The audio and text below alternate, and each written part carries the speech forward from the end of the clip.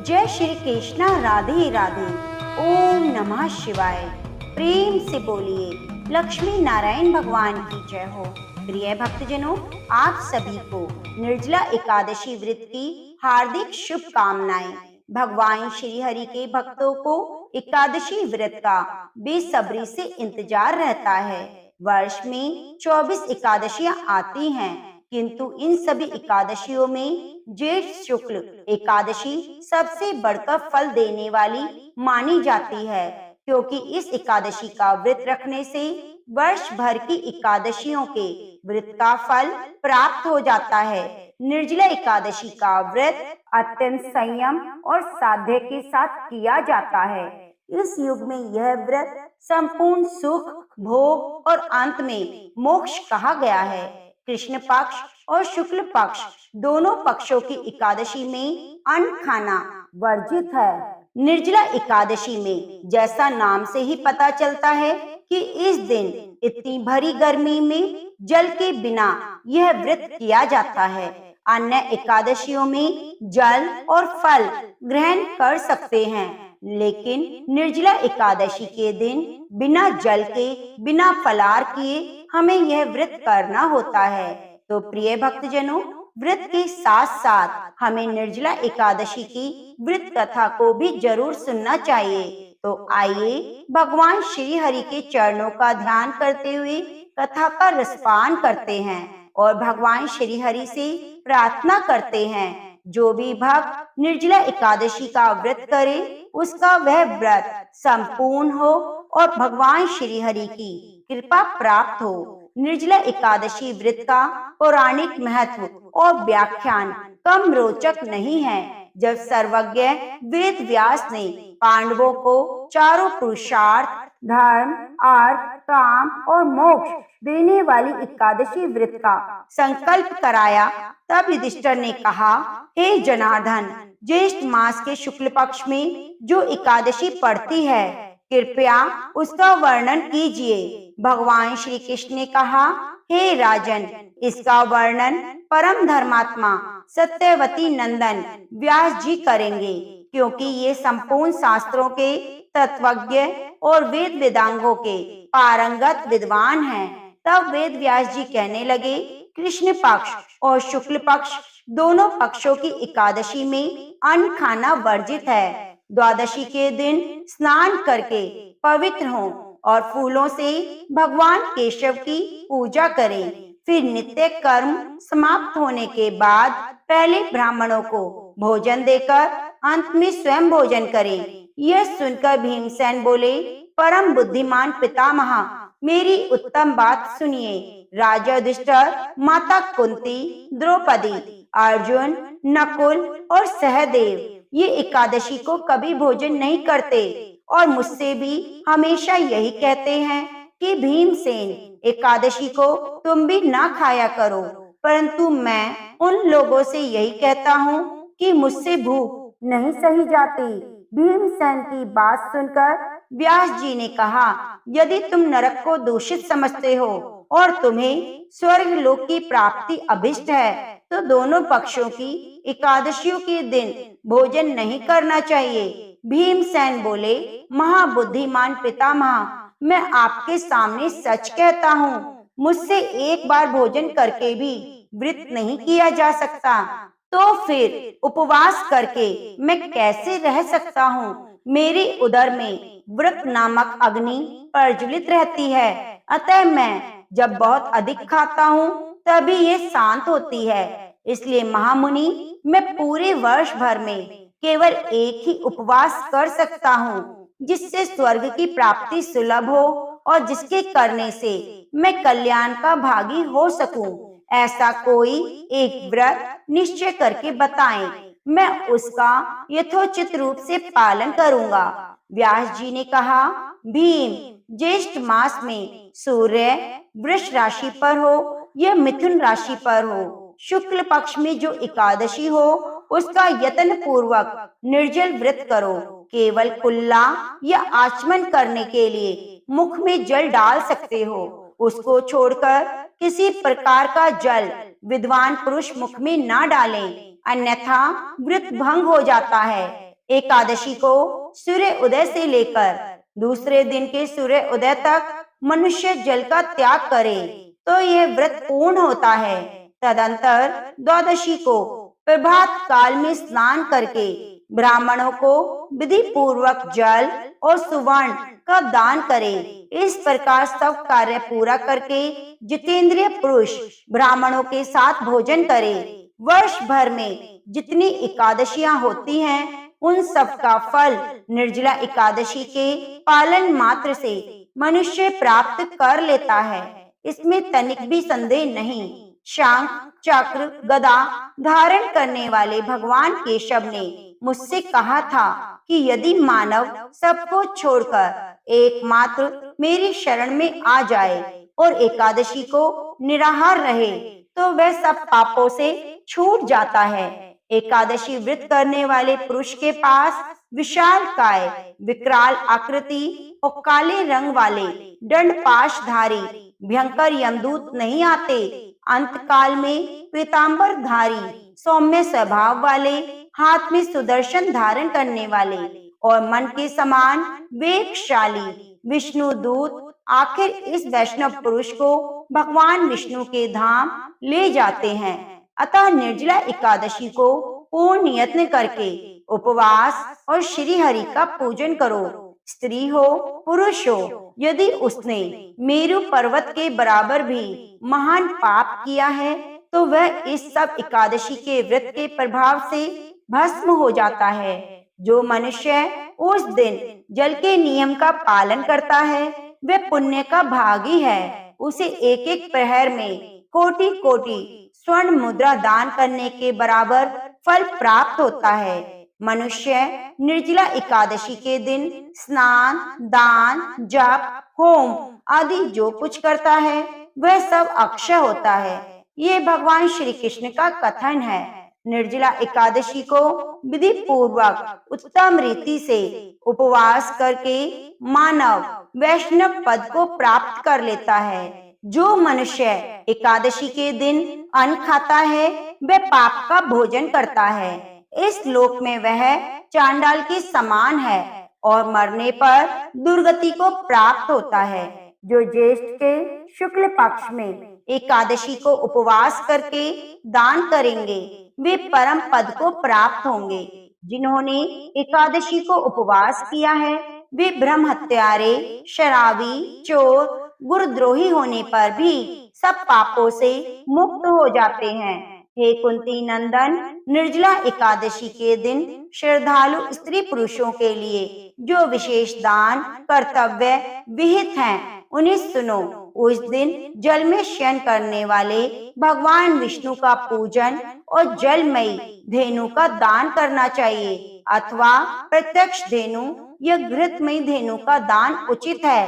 पर्याप्त दक्षिणा और भांति भांति के मिष्ठानों द्वारा यत्न पूर्वक ब्राह्मणों को संतुष्ट करना चाहिए। ऐसा करने से ब्राह्मण अवश्य संतुष्ट होते हैं और उनके संतुष्ट होने पर श्री हरि मोक्ष प्रदान करते हैं। जिन्होंने शम, दम और दान में प्रवृत्त हो श्री हरि की पूजा और रात्रि में जागरण करते हुए निर्जला एकादशी का व्रत किया है, उन्होंने अपने साथ ही बीती हुई 100 पीढ़ियों को और आने वाली 100 पीढ़ियों को भगवान वासुदेव के परम धाम में पहुंचा दिया है। निर्जला एकादशी के दिन अन्न, वस्त्र, गो जल, शैया, सुंदर आसन, कमंडलू और छाता दान करने चाहिए। जो श्रेष्ठ अर्थात सुपात्र ब्राह्मण को जूता दान करता है वह सोने के विमान पर बैठकर स्वर्गलोक में प्रतिष्ठित होता है। जो एकादशी की महिमा को भक्ति पूर्वक सुनता है, वर्णन करता है, वह स्वर्गलोक में जाता है। चतुर्दशी युक्त अमावस्या को सूर्य ग्रहण के समय श्राद्ध करके मनुष्य जिस फल को प्राप्त करता है वही फल इसके श्रवण से प्राप्त होता है। पहले दंत धावन करके यह नियम लेना चाहिए कि मैं भगवान केशव की प्रसन्नता के लिए एकादशी को निराहार रहकर आचमन के सिवा दूसरे जल का भी त्याग करूंगा।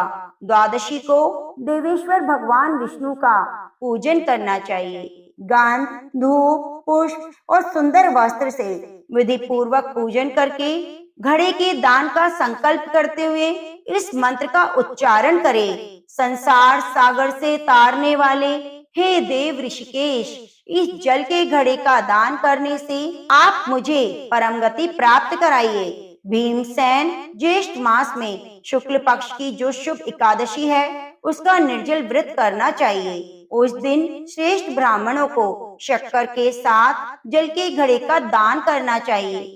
ऐसा करने से मनुष्य भगवान विष्णु के समीप पहुंचकर आनंद का अनुभव करता है। उसके बाद द्वादशी को ब्राह्मण भोजन कराने के बाद स्वयं भोजन करे। जो इस प्रकार पूर्ण रूप से पाप नाशनी एकादशी का व्रत करता है वह सब पापों से मुक्त हो आनंद में पद को प्राप्त होता है। यह सुनकर भीमसेन ने इस एकादशी का व्रत किया। तब से इस लोक में पांडव द्वादशी के नाम से विख्यात हुई। ज्येष्ठ शुक्ल पक्ष एकादशी के दिन ही भगवान श्री कृष्ण ने देवी रुक्मणी का हरण किया था। यह एकादशी रुक्मणी हरण एकादशी के नाम से भी जानी जाती है। भीमसेन ने इस व्रत को किया, इसलिए इसे भीमसेनी एकादशी भी कहते हैं। तो प्रेम से बोलिए ओम नमः शिवाय। तुलसी सालिग्राम की जय हो। प्रिय भक्तजनों, एकादशी के दिन तुलसी माता की पूजा जरूर करनी चाहिए। तुलसी में घी का दीपक प्रज्वलित करना चाहिए, लेकिन एकादशी के दिन तुलसी दल नहीं तोड़ने चाहिए। भगवान श्री की पूजा के लिए तुलसी हमें एक दिन पहले ही तोड़ लेनी चाहिए। प्रिय भक्तजनों, इस दिन हमें भगवान श्री हरि को पूजा में चावल भी अर्पित नहीं करने चाहिए, लेकिन द्वादशी के दिन हमें जरूर चावल का भोग लगाकर ब्राह्मणों को चावल का दान करना चाहिए। तो प्रेम से बोलिए लक्ष्मी नारायण भगवान की जय हो। प्रिय भक्तजनों, अब आइए अनंत फलों को देने वाली दूसरी कथा का रसपान करते हैं। एक समय की बात है, किसी गांव में एक जाट रहता था। उसकी नई नई शादी हुई थी। शादी होने के बाद वह व्यक्ति पहली बार अपनी पत्नी को लेने अपने ससुराल जा रहा था। वह युवक नए नए और सुंदर वस्त्र पहनकर अपने ससुराल को जाने के लिए चल पड़ा। रास्ते में उसने देखा एक गाय बहुत प्यासी है और अपनी प्यास बुझाने के लिए वह तालाब में पानी पीने के लिए जाती है। जेठ के महीने की गर्मी में प्यास से व्याकुल वह गाय तालाब में जल पीकर अपनी प्यास तो मिटा लेती है, लेकिन उसे तालाब से बाहर नहीं निकल पाती। वे बहुत प्रयास करती है, लेकिन तालाब से बाहर नहीं निकल पाती। फिर वह गाय उस जाट को देखती है और कहती है, हे मुसाफिर, मुझे इस दलदल से बाहर निकाल दो। जाट बोला, नहीं, मैं तुम्हें नहीं निकाल सकता। तुम्हें निकालने से मेरे नए नए और सुंदर वस्त्र खराब हो जाएंगे। मैं अपनी पत्नी को लेने पहली बार अपने ससुराल जा रहा हूँ। तब गाय बोली कि हे मूर्ख, आज निर्जला एकादशी है और आज के दिन अगर तुम मुझे इस तालाब से निकालोगे तो तुम्हें पुण्य की प्राप्ति होगी। मैं तुम्हें ऐसा आशीर्वाद दूंगी कि जिससे तुम्हारी 7 पीढ़ियां तर जाएंगी। नाराज होकर गाय बोली, अगर तुम मुझे बाहर नहीं निकालोगे तो मैं तुम्हें श्राप दे दूंगी। गाय की बात न मानने से गाय क्रोधित हो गई और गाय ने कहा, जा तू अब से 8 पहर बाद गधा बन जाएगा। ऐसा सुनकर वह डर गया और गाय से माफी मांगने लगा, लेकिन तब तक बहुत देर हो चुकी थी और वह गाय तालाब में डूब चुकी थी। ऐसा देखकर वह जाट बहुत पछताने लगा। दुखी मन से वह अपनी ससुराल गया। ससुराल में उसे देखकर सभी बहुत खुश हुए, किंतु जाट जैसे ही वहां पहुंचा, वह अपनी पत्नी को लेकर तुरंत जाने की जिद करने लगा। तब सभी ससुराल वालों ने उससे कहा, इतनी जल्दी क्यों जा रहे हो? अभी थोड़ा रुक जाओ। तब जाट ने गाय के श्राप वाली बात सभी को बता दी और अपनी पत्नी को लेकर तुरंत वहां से चल दिया। अपने घर पहुंच गया। जैसे ही 8 पहर बीत गए, जाट गधा बन गया। यह देखकर उसकी पत्नी बहुत दुखी हुई और कई दिन इसी प्रकार व्यतीत हो गए। फिर घर में अन्न धन की कमी होने लगी।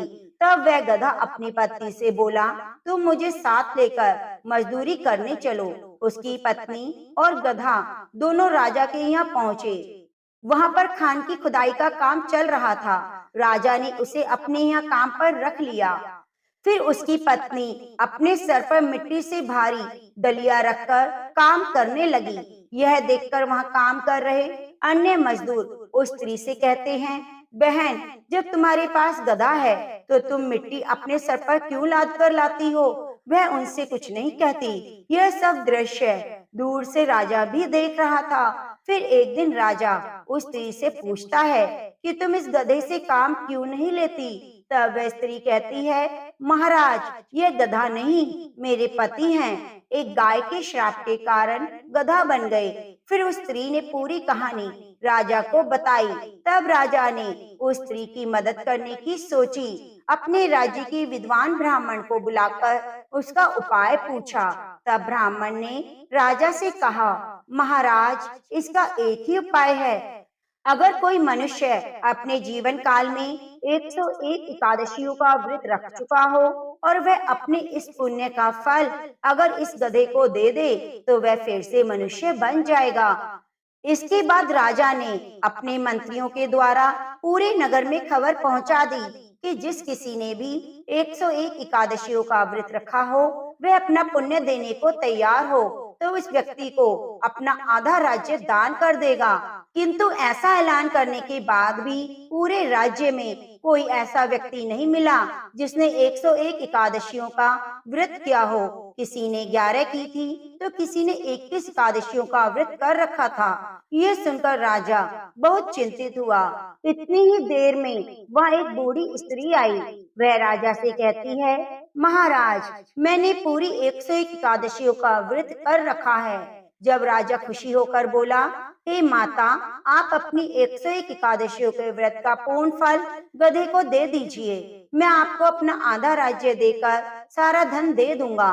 तब वह बूढ़ी स्त्री कहती है कि मैं इस उम्र में राज्य और धन को लेकर क्या करूंगी? महाराज, मैं इस गधे को केवल 100 एकादशियों के व्रत का पूर्ण फल दूंगी। बची हुई एक एकादशी को, जो निर्जला एकादशी है, उस व्रत का पूर्ण फल मैं स्वयं के लिए अपने पास रखूंगी, क्योंकि निर्जला एकादशी के व्रत का पूर्ण फल मुझे मोक्ष दिलाएगा और मैं भगवान श्री हरि और माँ लक्ष्मी को प्राप्त कर लूंगी। ऐसा कहकर उस बूढ़ी स्त्री ने 100 एकादशियों के व्रत का फल उस गधे को दे दिया और उस फल के प्रभाव से वह गधा फिर से मनुष्य बन गया। किंतु निर्जला एकादशी का पूर्ण फल न मिलने से उसका पूरा शरीर तो मनुष्य का बन गया, किंतु उसके शरीर से गधे की पूंछ नहीं गई। तो बोलिए लक्ष्मी नारायण भगवान की जय हो। प्रिय मित्रों, अगर आपको निर्जला एकादशी की यह कथा पसंद आई है और आप भगवान श्री कृष्ण के भक्त हैं तो हमारे चैनल को सब्सक्राइब जरूर कीजिए और वीडियो को लाइक करके जय श्री कृष्णा, राधे राधे।